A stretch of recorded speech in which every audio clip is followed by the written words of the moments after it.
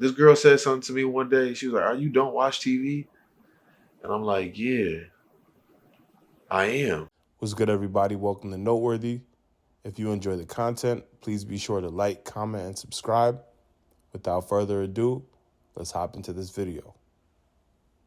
So, being in New York, when you first came out here, how were you? Like, I know you were saying you were living in your friend's crib. Yeah, the young dude. Dexter. What, like, how were you getting by? You know what I'm saying? Like, what were you doing when you got out here? Not just with money, but like, just like to keep my mental. Yeah, bro. I mean, the thing is, I'm 32 now. When I moved out here, it was 2018, so I was like late 20s, shit. And I had done different things I'd done a lot in my life in terms of like keeping my head straight, keeping my emotions straight. So I felt like it was just practicing me, you know what I mean, in a different space. Like I told myself when I got here, the biggest change was that I wasn't working a job. So I knew like, all right, the income, at some point I'm gonna have to figure that out. However, because I worked construction, I saved money, I cleared out my 401k, so I had a couple thousand. I had a pound of weed sent here, and I had a sheet of acid.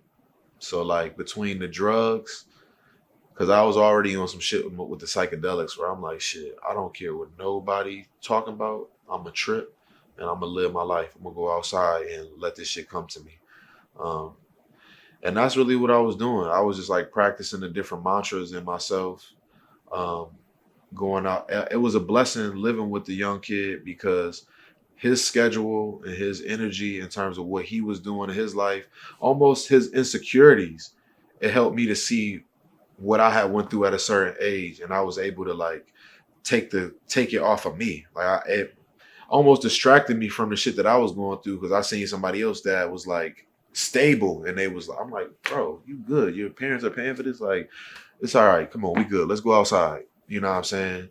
Um, and I feel like that's just me as a person. Like, so I don't stress, and so I am happy. I just work. I take on the work, and it be like other people and with other people that I connect with, and that way we working through it together. And just like it ain't even a thing because that's all life is. You know what I'm saying? Dealing with the stress and how do I get up and go outside every day? Like, you know what I mean? And then for me, it's like I didn't know nothing here. So I'm like, I really don't know where to go. I don't know nobody, da da da da. And so taking those different risks and just putting myself out there, it was like every day I felt it. It was like I was driving manual. I used to tell that was one of my thoughts at the time. Like I felt like I was driving an automatic for a long time in terms of how life was. And when I moved here, it was like I was feeling the gears because I had to move them myself. I had to like, oh, I got to get up and go. It's like nothing doing that for me. I got to put it in overgear. I got to slow it down. You know what I'm saying? Then it's like out of necessity of life. It's like, shit, if you ain't, once it started to be a certain time, I knew when he was going into the crib, I ain't got no plays out here. I'm like, shit, I'm to Brooklyn. You know what I'm saying? I ain't about to overdo it. I don't got to stay in the city. I'm back to the crib. And I started to build that regimen with myself where I feel like that's important in New York because it's easy to get caught up in the hustle and bustle and just like, oh, I got to be here. I got to be here. I got to be here. It's like to have that release where you like, nope, I'm going to just go back to the crib, focus on my thing. And then having that painting, like I gave myself a task or gave myself a job. That painting was like that was on my mind at the time. Like the music was big on my mind. However, when I got here, I wasn't so bent on just being like, oh, I'm a rapper. I'm like, who am I?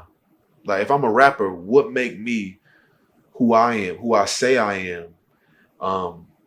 Yeah, what's gonna make people look at that versus other than me just saying I'm a rapper? Because I didn't even have to don't watch TV at first. I got that when I got out here because I was painting the TV. I started painting the TV boy out here, and that came from me like walking around in Brooklyn, and I was just trying to like remember where I was going to. So I would like walk up Lexington and be going to Throop. My friend lived on Throop, and I just started painting the little TV boy. Because at the time, you know, my rap name was Truey V.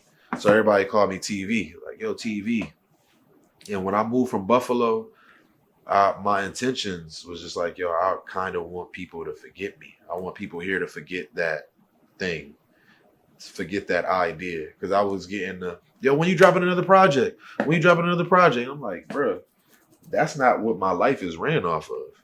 You know what I'm saying? I'm not living life to like make another hit or like be chasing this thing. That's not my mode as a rapper. You know what I mean? I want people to see me, but I want them to see me for me, not for the antics. And that's where Don't Watch TV came from. I'm like, don't watch that. Like, don't watch that. You know what I mean? Don't watch TV. And then it kind of spiraled because this girl said something. This girl said something to me one day. She was like, "Are you Don't Watch TV?" And I'm like, "Yeah, I am." Like just on some. It happened by mistake. Like she thought I said Don't Watch TV. It's like, Don't watch TV. I'm like, yeah, don't watch TV. She's like, that's crazy because I hate watching. I hate the TV. That I'm like, that's not what I meant, but fuck it. And I made my Instagram Don't Watch TV. That's when I felt it change. Like the Instagram name, I'm like, that's my name. Don't Watch TV. Now when people, it was like I was moving into my new generation of rap name where like Truey V was like my Jay-Z-esque rap name. You know what I mean? And Don't Watch TV was more me. It was more in the time of where I was at. Like where a rapper name could be Wi-Fi's funeral or Lil Hotspot is like, I'm like, oh yeah, this is my shit that like I can connect with the kids. And I still got my own internal message for what it means. So it's like kind of hiding. It's subversive. That's the word they use. It's subversive because it's meaning in it, but you don't got to get the meaning in order to get it. You know what I'm saying? It's like I got my own personal meaning, but then it's served to the people. Oh, I hate TV. I'm like, good for you. I love TV, bro. Like it raised me. You know what I'm saying? And then it started a conversation because you know I'm contradicting myself. I'm saying don't watch TV, but I watch TV. I was raised by the TV, and in my mind, I'm saying don't watch me because I might be saying one thing but doing another thing. You know what I'm saying? So that's it right there. My mom always used to tell me, do as I say, not as I do. Because I'm gonna watch TV, but don't watch TV. You know what I'm saying? Don't watch me. You know what I mean?